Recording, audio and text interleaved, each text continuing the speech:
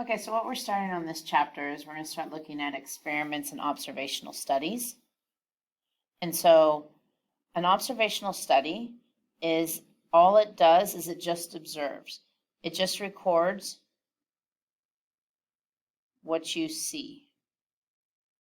You do not manipulate. No manipulation, you just watch. This is like going to airports and watching people walk by, mall walking, mall watching, okay? There is value in observational studies because you can see trends and possible associations.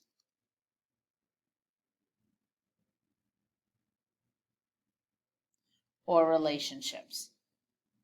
You can see possible things, or associations, or relationships.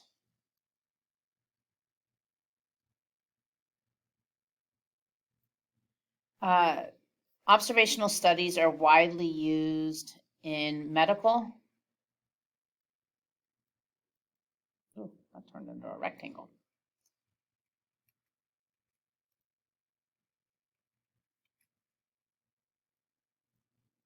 In medical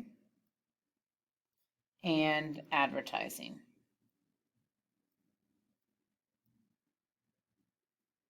Okay. The advantage, there's one huge advantage, and the advantage is that you do not disturb. You just let things grow. There's my rectangle again. You do not disturb. You just watch and you don't interrupt things. Now, when we have studies, there's two types. There's a retrospective, which sounds like what it is, and that is that you select subjects and look at their past.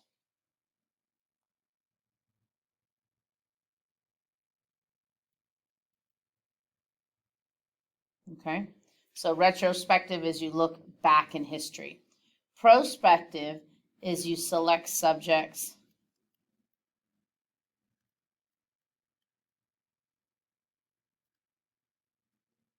and watch things unfold. The creation of reality TV is a big old perspective study. Okay.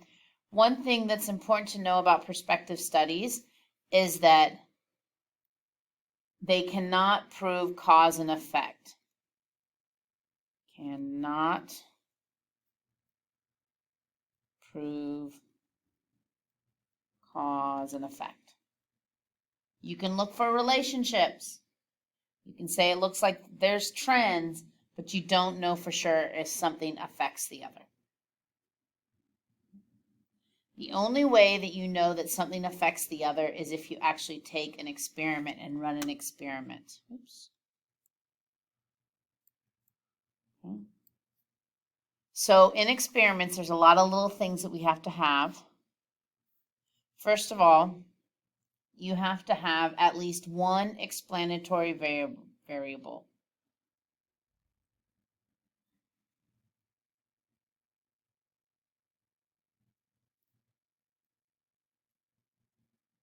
This explanatory variable is called the factor. Do I have a highlighter? I don't know if this is going to highlight. We'll try. Ooh, yeah, look at that. So that's called the factor. That's a vocabulary word you need to know. And what you do with that factor is you have to be able to manipulate it.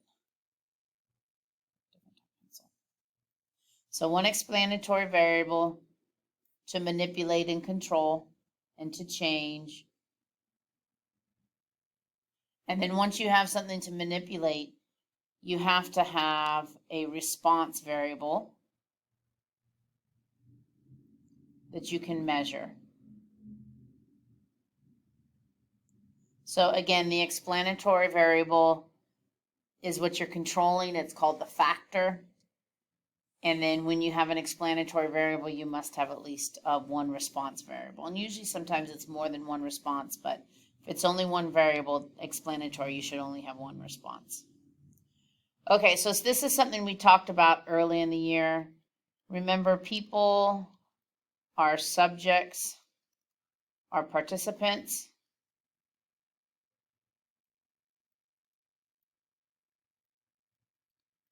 And when you do experiments on stuff like animals, petri dishes, like you're looking at bacteria, anything like that, those can be units, experimental units.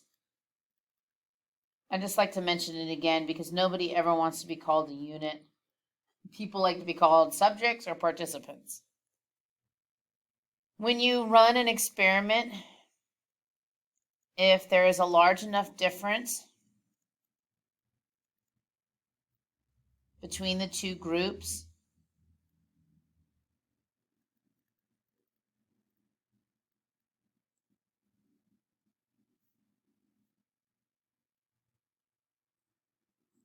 among treatment groups, that means that things are statistically significant.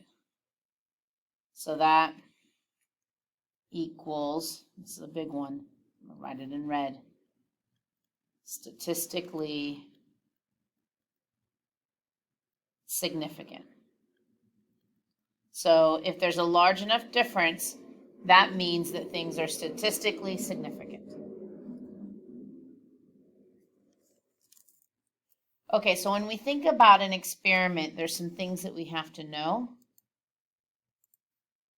And the first thing we have to know is we have to think about what the levels are. So I'm going to try and highlight these things real quick.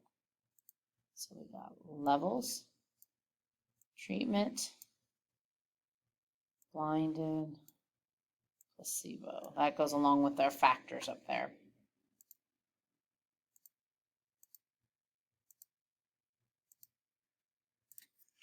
Okay, so levels is the specific value that an experimenter uses.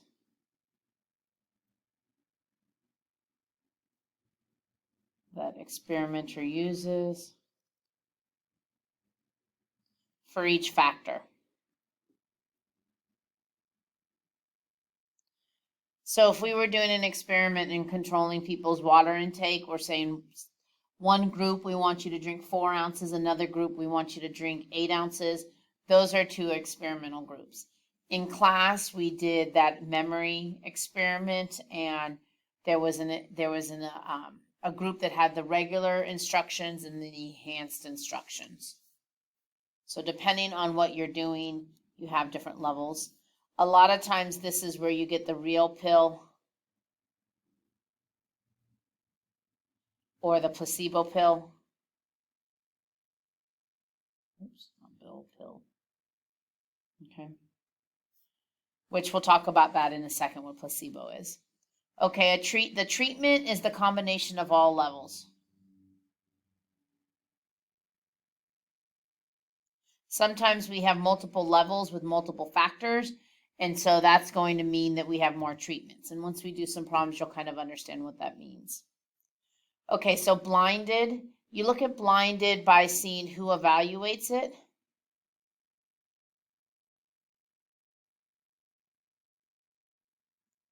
And so that's the statistician, or maybe the physician's looking at it, running the project. And then who can influence it?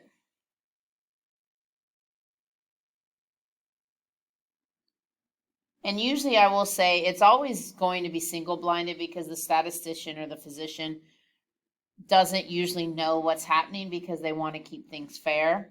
The influence, though, is the subject.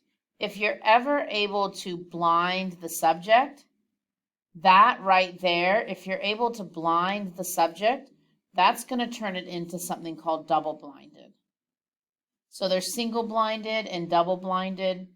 And if you're ever able to blind the subject so they don't know what treatment group they're in, then you're going to be able to create a double-blinded survey.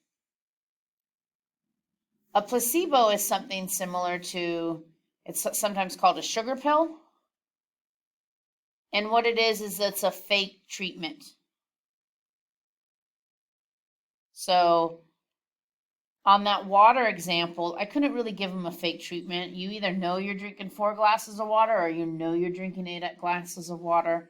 But if we do something where we're talking about medicine, you don't know if you're getting the real shot or the fake shot.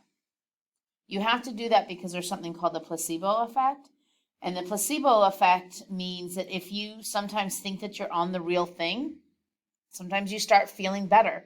You start maybe exercising more. You start doing these other things, and then side effects or issues that you used to have go away. And so it's really important to have a placebo because that is your control group. All right, so when we design an experiment, this is what an experimental design is going to look like. In this first box right here, you have to explain clearly as possible the subjects. So you want to include the number, the description, whatever it is. Now you have an option. You can either say random in each box or write random on the side, going through those lines to the box. In each group, again, you want to include numbers. How many are in each group? You want to say what they're getting in each group. What's the treatment in each group? If you have 100 people, you want 50 in one group, 50 in the other group. If you have an odd number of people, like 21, you would want 10 in one group, 11 in one group. You don't want a big difference in the groups. And then this last box right here, this is where you kind of say, what are you looking for? The response variable. Down below, we talk about, you have to mention whether it's in a box or just stars down below what you did. Blocking, we'll talk about blocking more, but you block when you think something else is going to affect the experiment. So when you think something else could affect results, blocking is not required, but if you're able to block because you think something's going to change it, you should. You do have to mention whether it's placebo controlled. Even if you say up above they take a placebo, you have to say whether it's single or double blinded. And if you know, include how long it takes. Okay. All right, so let's look at an example. So suppose a group of scientists have developed a medication that people believe they will cure meanness. They call it the kind that lasts pill. There are 520 mean people who are willing to participate, 300 men and 220 females. This pill needs to be taken twice daily. So we need to know that, twice daily. And it takes a few weeks to be fully absorbed. Identify the following outline. Okay, so subjects. We have 520 mean people. You have to be specific. Now, if I think there's going to be a difference in how the pill affects men versus women, I might block by gender. So you could block by gender if you think that the pill is going to have a different effect based on gender and hormones. So could block by gender. So you have 300 men, 220 female. We'll run the experiment design on both so you can see the treatment. The treatment here is there's either two options. They're going to get the kind that lasts pill, or they're going to get a placebo. It does not say that they're going to get a placebo, but if you're given a pill, you have to give the other group something. And so you're going to do this 2 times daily. The response variable, you're going to look at a difference in their meanness. Difference in meanness level.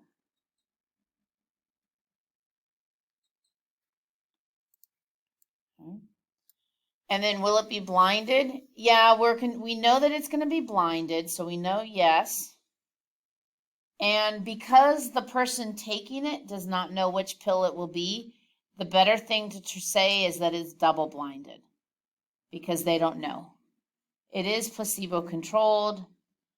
And we are going to have a pretest because we have to be able to measure their meanness. So yes, there is going to have to be a pretest. Okay, and so now what we're going to do is we have to outline our experiment. Okay, so what happens is I have a box. Oh, why is it yellow? I don't want a yellow box. Let's see, can I draw a box here? I'll just draw a box here. Why is it doing it again? It's giving me yellow. Hold on. Pause. Okay, so I have 520. It's giving me boxes again. Come here. I don't want a box. I want to draw. Okay. Oh, now it's giving me lines. Hold on. Okay, got it figured out. So our specifics are we have 520 mean people. Mean people. We're going to split them into two groups. So that means there's going to be 260 mean people. They get the kindness at last pill 2 times daily. And then there's going to be 260 mean people in this one. They get the placebo 2 times daily. And then I'm looking at a difference in their meanness level.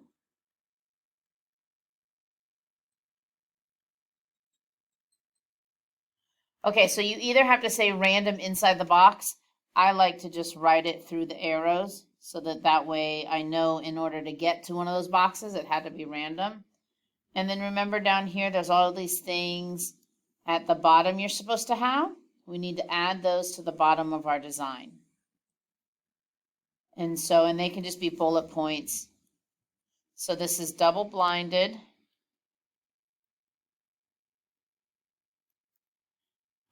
We have placebo, so placebo controlled.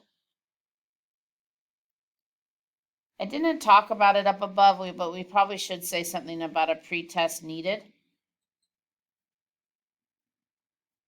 And then we don't know how long it's going to be, but when we read it, said it takes at least 2 weeks to absorb. So maybe 1 to 3 months. It does not say, it's not specified, so you can say that. So this is an effective experiment plan for this medicine. Now let's say that we actually do want to block by gender, because we think that the medicine is going to have a higher effect on men than women, and so we want to see if there's a difference. So let's look at what that plan is going to look like. Okay, so go ahead and take a look at what it would look like if I was blocked by gender.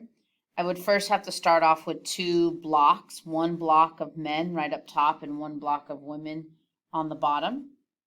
And then I split the 300 men into 2 equal groups, and I split the 220 women into 2 equal groups.